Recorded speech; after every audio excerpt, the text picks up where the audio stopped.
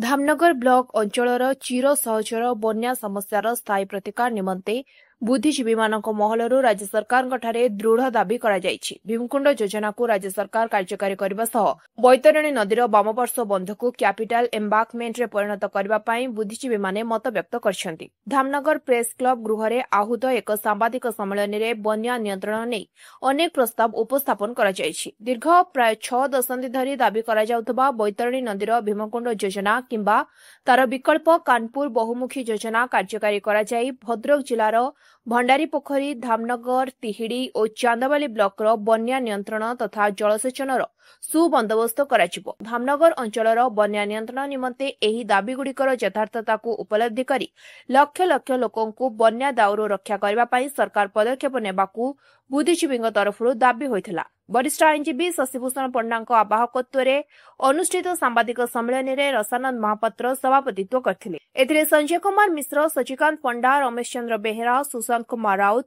रवींद्र कुमार जेना, रजत कुमार पंडा, वासुदेव जेना, मानस रंजन महापात्र प्रमुख जोग देइथिले। वरिष्ठ सांबादिक वासुदेव त्रिपाठी और धामनगर प्रेस क्लब सभापति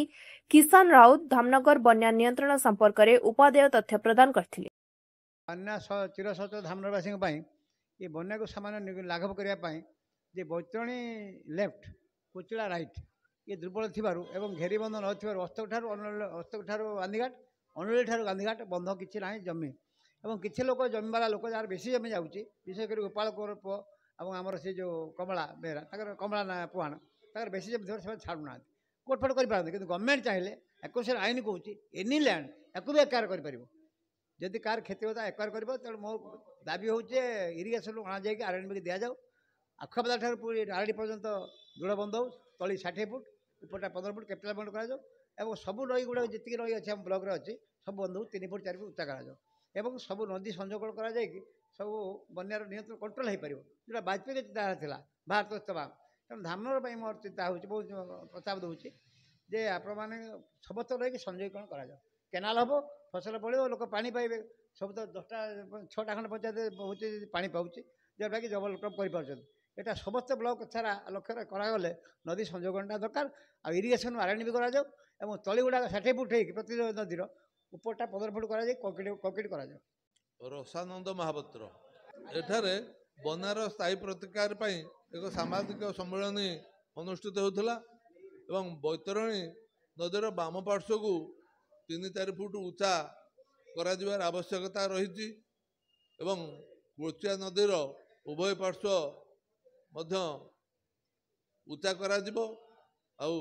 नदी सज्जा को विशेषतः बैतरणी नदीर